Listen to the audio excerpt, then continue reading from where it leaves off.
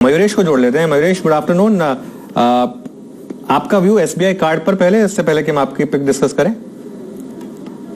Afternoon Anuj ji, afternoon Harshita ji, good afternoon to everyone on the panel. एक slow and steady recovery है SBI card के प्रदर्शन में। कोविड काल में हमने सडनली देखा था कि जो डिजिटल पेमेंट्स का एक्सपर्ट आया था वहां से अच्छा खासा सहारा मिला था, बट उसके बाद अगर आप क्वार्टर ऑन क्वार्टर और ईयर ऑन ईयर देखें, स्पेसिफिकली 2021 के बाद एक स्टेबल सा परफॉर्मेंस रहा है।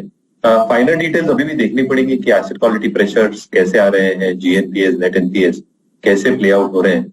बट एक जनरल ट्रेंड अनुज जी मैं देख रहा हूँ even for the banking sector as a whole, जो अनसिक्योर्ड एडवांसेस है वो अच्छे खासे ग्रो हो रहे हैं। तो कहीं ना कहीं आई थिंक एक नजर इस पे जरूर रखनी चाहिए कि एसेट क्वालिटी प्रेशर्स कैसे आई है लाइन बाय लाइन आइटम पे। अगर वहां पे एक डिसेंट रिकवरी और मैनेजमेंट कमेंट्री वहां पे पुष्टि देती है कि कहीं दिक्कतें नहीं लग रही है, तो मुझे लगता है जो एक बॉटमिंग आउट फेज है वो शायद एसबीआई कार्ड में हो चुका है। कंपनी अपने फेवर में रख पाई है वो देखना जरूरी होगा, क्योंकि लास्ट जो दिसंबर के नंबर्स हम देख रहे थे वहां पर हल्का सा पिकअप देखने को मिला था। अब वो क्वार्टरली आधार पर कितना अप्रिशिएट कर रहा है वो देखना है, लेकिन स्टॉक थोड़ा थोड़ा करके दबाव में दिख रहा है। 760 के आसपास ट्रेड करता हुआ ऊपरी लेवल से हल्की सी मुनाफा वसूली इसमें अब आना शुरू हो गई है। कुछ और सटीक विश्लेषण था कि मार्केट शायद रेंज बाउंड में, जैसे हमारे टेक्निकल मित्र भी कह रहे हैं, तो बजट शायद एक मेक और ब्रेक होगा मार्केट्स के हिसाब से। तो तीन सेक्टर जो बार बार कहते आ रहे हैं जहां अर्निंग सपोर्ट बरकरार रह सकता है इवन फ्रॉम Q3 और even Q4 perspective, capital goods stroke infra, financial services जिसने एक अच्छा खासा सपोर्ट दिया है, और पावर स्ट्रोक एनर्जी। तो आई थिंक जो तीसरा सेगमेंट है यहाँ पे मुझे लगता है एक अच्छा खासा एलोकेशन हो सकता है in terms of government budget as well, renewables की तरफ खास करके, और शायद ये सेक्टर थोड़ा फोकस में रहे। Having said that, I think stocks like PFC एक अच्छा right side of the base बना रहे हैं ओनिल मेथोडोलॉजी।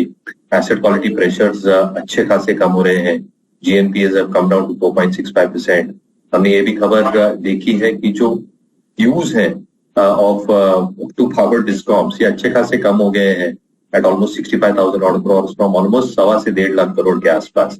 तो कहीं ना कहीं जो दिक्कतें और अटकलें थी और जो ग्रोथ दिख रहा है with government support, I think ये सेक्टर को बरकरार रखेगा। दूसरा with in the same space जो एक right side of the base बना रहे, जैसे हम कहते हैं O'Neill methodology, power max projects, अगर ये 2250 के लेवल्स क्रॉस करता है तो अच्छी खासी मोमेंटम रह सकती है। पावर स्ट्रोक नॉन पावर, ये दोनों के स्पेस में जो ऑपरेशंस एंड मेंटेनेंस ये कंपनी करती है, आज के तारीख में इसकी जो ऑर्डर बुक है 24,000 करोड़ की, EBITDA मार्जिन का जो परफॉर्मेंस रहा है specifically in the last 2 quarters 11.5% के आसपास, और जो मैनेजमेंट देख रही है as a way forward specifically O&M contracts non power space में, जैसे गैस प्लेयर्स हुए, डाउनस्ट्रीम कंपनीज हुई, at the same time I think water, hydro, electric distribution, transmission and industrial construction, ये सारी चीजों में आई थिंक ये कंपनी जाने की चेष्टा रखती है। मुझे लगता है I think power stroke energy as a space जरूर ध्यान में रखें। PFC, पावर मैक का आपके वॉच लिस्ट में है। PFC, पावर मैक जैसे काउंटर्स रेडार पर रहेंगे। ये फिलहाल बाय साइड के ट्रेड्स मयूरेश के लिए। घर पे फाइबर पे 100 Mbps है, यहाँ मोबाइल के सिम पे 1 Gbps है। मतलब इमेजिन करिए कि किस लेवल का 5G नेटवर्क लेकर यहाँ पर आ रहा है। मयूरेश, ये एक स्टॉक है जिसने पिछले 2-3 साल लगातार आउट परफॉर्म किया है। क्या इस डिप को बाय किया जाए? 52 वीक हाई से करीब 10% नीचे। काफी इंटरेस्टिंग जंक्चर पे अनुज जी। तो दो चीजें जैसे आपने बहुत राइटफुली कही है, ठीक है, majority of the users 80% users prepaid users होते हैं। ये 7 सर्कल्स में जो हाइक ली है अपार्ट फ्रॉम हरियाणा और ओडिशा जो पहले इन्होंने ली थी, तो आई थिंक जो लो कंज्यूमर्स है यानी जो लो पैकेट्स यूज करते हैं ये वीड आउट कर रहे हैं सिस्टम से, जो आरपू पे दबाव बनाते थे। दूसरा आई थिंक एक वे बन जाती है इनके लिए कि जैसे प्रीपेड हाइक्स कर चुके हैं या पैक्स, एंट्री पैक्स के लिए, कि जो पोस्टपेड हाइक्स भी है ये शायद लाजमी हो जाए अगले 2 से 3 महीनों में।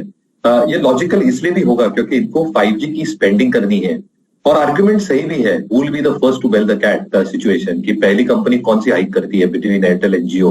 But both companies need to increase their ARPUs to fuel, तो उनका जो 5G केपेक्स होता है, और 5G केपेक्स काफी इंटीग्रेटेड होता है। आई थिंक जो फाइबर केबल्स लगते हैं, टावर के केबल्स लगते हैं, हैंडसेट्स जो लगेंगे फॉर मेकिंग 5G इनेबल्ड जो आपकी डेटा सर्विसेज है उसके लिए, तो काफी खर्चे रहने वाले हैं पूरे सिस्टम के लिए। तो मुझे लगता है आई थिंक पोस्टपेड आरपूस भी I think is just a matter of time. We might need to shell more, but I think that is acceptable. जैसे आप स्पीड्स की बात कर रहे थे, आई थिंक एक्सेप्टेबल है at this point of time. तो मुझे लगता है शायद बॉटम आउट हो चुका है Bharti Airtel at this juncture. जैसे हाइक्स आएंगे मुझे लगता है that should take care of the cash flows itself, और जो एक बर्डन आने वाला था उसका भी टेक केयर कर लेगा फॉर्म 24-25। मारुति एग्जैक्टली याद रखेगा, आज अपने 200 डे एक्सपोनेंशियल मूविंग एवरेज से चला, फिर 50 काटा, 100 काटा, और अगर आप देखें डे हाई पर है almost similar to 7th of December 2022 के प्राइस के बराबर, और एग्जैक्टली आज ही टाटा मोटर्स भी 200 डे मार्क के ऊपर ट्रेड कर रहा है। पहले तो बताइए मयूरेश, आपको मारुति के नंबर्स कैसे लगे? Strong numbers, top line, bottom line, और 46,000 गाड़ियां अप्रोक्सीमेटली नहीं बेच पाए because of I think equipments shortfall. लेकिन एक चीज जो नजर आई मयूरेश, वो ये थी कि मारुति ने अपने करियर का सबसे स्ट्रॉन्ग एक्सपोर्ट मार्केट देखा। ये कुछ हद तक वैसे ही लग रहा था जैसे Bajaj auto post Covid export market बहुत स्ट्रॉन्ग कैप्चर करके ले गया था। आपको नंबर्स कैसे लगे, और आपको एक चॉइस दी जाए इस वक्त मारुति या फिर टाटा मोटर्स, इन दोनों में से एक पिक करना है, तो आप क्या पिक करेंगे? आई थिंक नंबर्स काफी शानदार थे, क्योंकि जो उम्मीद लगाई बैठे थे काफी एनालिस्ट स्ट्रीट से, उससे आई थिंक थोड़े बेहतरीन नंबर आए, specifically I think operating front पे। जैसे कंपनी ने स्टेटमेंट रिलीज की है कि थोड़ी अटकल या दिक्कतों की वजह से वो शायद पूरी अपनी ऑर्डर सिस्टम फैक्ट्री ना कर पाए, but I think that is slowly getting, जैसे हमें ग्लोबल फील भी रहते थे वहां पे, आई थिंक थोड़ी बेहतर हो रही है। तो मुझे लगता है आई थिंक मैं आपको रोकना चाहूंगा, अभी अर्थक्वेक आया दिल्ली में। मैं जैसे जैसे बोल रहा था ना, और मुझे को लग रहा था कि मेरी तबीयत खराब है या क्या है, ये कैमरा क्यों जूम हो रहा है बार बार, ऐसा कुछ हो रहा है। एग्जैक्टली अगर आप देखें अर्थक्वेक, मैं बोल रहा था ना अनुज, तो मेरे को लग रहा था हो क्या रहा है ये, और अभी भी अर्थक्वेक आया, काफी अच्छा खासा। क्या वीनू लकीली टेबल के नीचे नहीं गए। वीनू अगली बार तैयारी कर लेना, आजकल बड़े अर्थक्वेक्स आ रहे हैं। नहीं, बहुत आ रहे हैं उस समय उस एरिया में दिल्ली में, और वो थोड़ा सा वो जो जोन है अनुज, मैं यकीन मानने, मैं बोल रहा था ना, मैं कह रहा हूँ, अच्छा मैं कह रहा हूँ आप कह रहे हैं मेरी तबीयत खराब है, ये कैमरा आप कह रहे हैं अभी फील हुआ, जस्ट अभी फील हुआ, मैं कह रहा हूँ मेरी, हाँ अच्छा नहीं अर्थक्वेक आया है, अच्छा अर्थक्वेक आया है, चेक कर लीजिए कहीं बिल्डिंग थोड़ी ठीक नहीं हो गई है, तो कुछ नहीं हुआ है। स्ट्रॉन्ग अर्थक्वेक है यहाँ पर अभी। खैर मयूरेश, बात पूरी करिए अपनी। नहीं, पहले उम्मीद करता हूँ सब ठीक है वीरू जी आपके हैं और पूरे ऑफिस में सब ठीक है, सब ठीक। तो नहीं, तो मारुति के नंबर शानदार है, no two ways about it. I think जो एक्सपोर्ट अपॉर्चुनिटीज इनके पास है, जैसे नए मॉडल्स लेके आ रहे हैं, काफी शानदार लग रही है मॉडल्स। जो प्री बुकिंग की एक वैल्यू और वॉल्यूम दोनों है, मुझे लगता है आई थिंक एक स्वीट स्पॉट पे मारुति आ चुके हैं। इनपुट कॉस्ट कम होते जा रहे हैं, इसका मतलब आई थिंक जो मार्जिन का एक सहारा है वो भी मिलने लग जाएगा Q4 ऑनवर्ड्स। तो हमें लगता है आई थिंक जिनके पास से बिल्कुल बने रहना चाहिए। 9,000 एक बहुत इंपॉर्टेंट पिवट लेवल है ऑन द ओनिल लेंस, अगर 9,000 क्रॉस होता है तो पोजीशंस और अप एट। खैर हंसी मजाक अपनी जगह, लेकिन ये एक्चुअली वाकई में स्ट्रॉन्ग भूकंप आया है दिल्ली NCR में, और स्ट्रॉन्ग ट्रेमर्स फेल्ट हुए हैं, ये सब न्यूज एजेंसी सब बता रही हैं। खैर हमारी तो न्यूज एजेंसी हमारे सामने बैठी थी, उसने हमको बता दिया अब बिल्कुल लाइव एक्सपीरियंस, लेकिन उम्मीद यही करेंगे कि सब सेफ हैं और कुछ ज्यादा नुकसान नहीं हुआ यहाँ पर, ये हम उम्मीद करेंगे। तो ये एक न्यूज दिल्ली NCR में भूकंप के तेज झटके महसूस किए गए। चलिए अब एक काम करते हैं, मार्केट की तरफ वापस लौटते हैं। मयूरेश, फंडामेंटली आपका व्यू क्या होगा ट्रेंड पर? लास्ट क्वार्टर के नंबर काफी अच्छे थे, लेकिन उसके बाद रैली भी हुई थी, ये भी मानना पड़ेगा, लेकिन उसके बाद ये डिक्लाइन आई है स्टॉक में। आपका यहाँ पर क्या व्यू है? कंपनी तो शानदार है अनुज जी। तो मुझे लगता है आई थिंक जो दो चीजें स्टैंड आउट होती है कंपनी के लिए, जो उनके स्टोर एडिशंस है, तो आई थिंक स्पेसिफिकली ज़ूडियो जो एक मिड लेवल वाला स्टोर होता है। इनफैक्ट मैं पुणे था लास्ट वीक, और हम हमेशा मॉल में जब जाते हैं तो मेरी डॉटर खरीदी करती है ज़ूडियो से, तो बहुत जोरदार आई थिंक भीड़ रहती है irrespective of the time and day that you visited. तो मुझे लगता है आई थिंक जो प्राइस पॉइंट्स है और क्वार्टर ऑन क्वार्टर बेसिस के लिए, private labels as a percentage of the overall portfolio is substantially high, और जो ऑनलाइन सेगमेंट है specifically I think omni channels through, ये भी बढ़ावा दे रहे हैं। तो कहीं ना कहीं I think urban discretionary spending has still held up, semi urban has also held up, थोड़ा ये फ्रेंचाइजी रूट भी देख रहे हैं। तो आई थिंक कहीं ना कहीं आई थिंक परफॉर्मेंस वैल्यूएशन के तौर से आई थिंक थोड़ी डी रेटिंग जरूर हुई थी, बट मेरे हिसाब से I think over the next few quarters growth should start coming back quite significantly for. चलते हैं मयूरेश के पास मिड कैप फंडा के लिए। मयूरेश, एक तो आईटी सेक्टर फोकस में है और दूसरा जो बजट अनाउंसमेंट्स हो सकते हैं, तो थोड़ा आईटी सेक्टर और बजट अनाउंसमेंट से थोड़ा हटके स्टॉक है एनआईटी। मुझे लगता है आई थिंक जो रेवेन्यू ग्रोथ दूसरे तिमाही में आई थी, the worst is probably over, specifically I think margin profile के हिसाब से जो कंसोलिडेटेड मार्जिन 14% के आसपास आई थी, the worst is probably behind us और यहाँ से एक अच्छी खासी एक्रीशन देखनी चाहिए। जो इनके दो मेन सब ग्रुप्स है within the organization itself, corporate learning group और स्किल्स एंड करियर ग्रुप। तो कॉर्पोरेट लर्निंग ग्रुप में जो लर्निंग ग्रुप में कांस्टेंट करेंसी में रेवेन्यू ग्रोथ दिखी थी ईयर ऑन ईयर, वो वहां पे इजाफा आना चाहिए। हालांकि क्वार्टर ऑन क्वार्टर 5% नीचे थी, बट मार्जिन्स में जो हमें गिरावट देखी थी दैट शुड ग्रो सब्सटेंशियली। जो इनकी रेवेन्यू विजिबिलिटी है 305 मिलियन और एक स्ट्रॉन्ग पाइपलाइन है जो नए कस्टमर ऐड किए जा रहे हैं, इसकी वजह से आई थिंक एक स्टेबल परफॉर्मेंस आने की उम्मीद रखते हैं।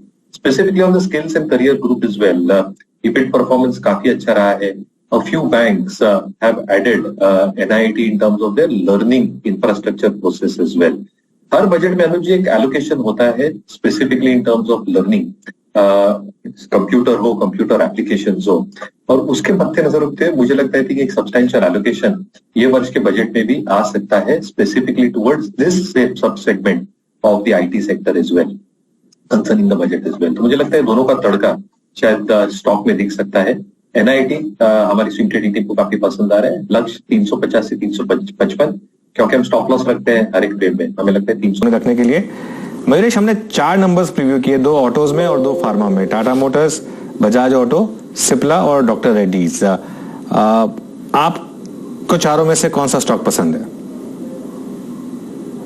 तो अनुज जी, अगर 4 व्हीलर्स में देखें तो मैं देखना चाहता हूं कि टाटा मोटर्स के नंबर स्पेसिफिकली कैसे आते हैं। Looking at Maruti's performance, domestic performance तो ठीक ठाक रहना चाहिए। जो जेएलआर के आंकड़े आए थे स्पेसिफिकली, जो हमने एक रिकूपमेंट दिखी थी, यानी एक जो सुधार देखा था नवंबर और दिसंबर बोथ होलसेल और रिटेल सेल्स में, चाइना जैसे ओपन अप हो रही है, वहां पे बहुत बड़ा मार्केट है उनके लिए, और नॉर्थ अमेरिका में जैसे हम बोल रहे हैं एक सॉफ्ट रिसेशन हो सकता है, वहां पे बिक्री अच्छी खासी हो सकती है going forward on the JLR suite. तो आई थिंक टाटा मोटर्स के नंबर्स में डेफिनेटली मॉनिटर करूंगा as far as the 4 wheelers are concern. Within the pharma pack मुझे लगता है आई थिंक जैसे सुमित जी ने सटीक तरीके से कहा, सिप्ला, इस पे थोड़ा ध्यान देना जरूरी पड़ेगा 2 चीजों की वजह से। एक आई थिंक जो इनका इनहेलर पोर्टफोलियो है और स्पेसिफिकली जो कॉम्प्लेक्स इनहेलर पोर्टफोलियो है, 2 की लॉन्चेस एक्सपेक्टेड है अगले कुछ क्वार्टर्स में, यूरोपियन बाजारों में भी और नॉर्थ अमेरिकी बाजारों में भी। इसकी मार्केट पोटेंशियल और EBITDA margins because of the market size itself काफी सब्सटेंशियल हो सकती है। तो इसके की टाइमलाइंस और लॉन्चेस की अनाउंसमेंट्स अगर रिजल्ट्स में दे पाते हैं तो बहुत बेहतर हो सकता है। दूसरा, the worst is probably over, और इसलिए जो मार्जिन एक्सपेंशन शायद देख रहे हैं that can be one of the best numbers probably in the pharma sector itself. तो मुझे लगता है टाटा मोटर्स और सिप्ला, ये 2 नंबर्स में खास ध्यान। चलिए इस बीच बजट पिक्स भी ले लेते हैं। हम बजट की ही चर्चा कर रहे थे मयूरेश। पहले भी आपने सुना होगा आशुबदान कह रहे थे कि मार्केट में ऐसे देखकर कुछ खास पोजीशन लेना आसान नहीं है, लेकिन स्टॉक्स तो आइडेंटिफाई कर ही सकते हैं एक्सपेक्टेशंस के आधार पर। अगर आपने एक ट्रेड लेना हो, क्या रहेगा वो? नहीं, तो मैं जैसे मेंटेन कर रहा हूँ, आई थिंक और obviously I think rural spending government के ओर से when it comes to budget, तो कहीं ना कहीं I think within this spaces itself is something that I will be looking out for. Power reforms जैसे सरकार ने किए हैं पिछले कई वर्षों में, जो उज्ज्वल योजना लाई थी, जो डिस्कॉम्स के लिए एक सपोर्ट लाया था, जिससे अच्छा खासा कम हो गया है एक डेट बर्डन डिस्कॉम्स के ऊपर। मुझे लगता है I think power finance stroke REC, ये 2 स्टॉक्स पे बिल्कुल ध्यान देना चाहिए। REC obviously is a part of PSC, क्योंकि एक होल्डिंग कंपनी जैसी है पीएफसी के लिए, बट कहीं ना कहीं I think asset quality pressures अच्छे खासे कम हो गए हैं। उम्मीद ये लगाई बैठी है कि जो ग्रोथ एडवांसेस हैं यहाँ पे अच्छा खासा इजाफा देखने मिल सकता है। जो बजटरी सपोर्ट मिल सकता है उसके वजह से जो एक रिपोर्टेड आरओईज है because of the growth that they've seen both in terms of advances, और जो डिस्कॉम्स के ड्यूज अच्छे खासे कम हो चुके हैं, वो बैलेंस शीट पे श्योरली रिफ्लेक्ट हो रहे हैं और भी कम होते जाएंगे, स्पेसिफिकली जीएनपीएस और नेट एनपीएस। मुझे लगता है आई थिंक ये स्पेस बहुत इंटरेस्टिंग रहने वाली है, और इसलिए आई थिंक पीएफसी जैसा स्टॉक अब डेफिनेटली रडार करें।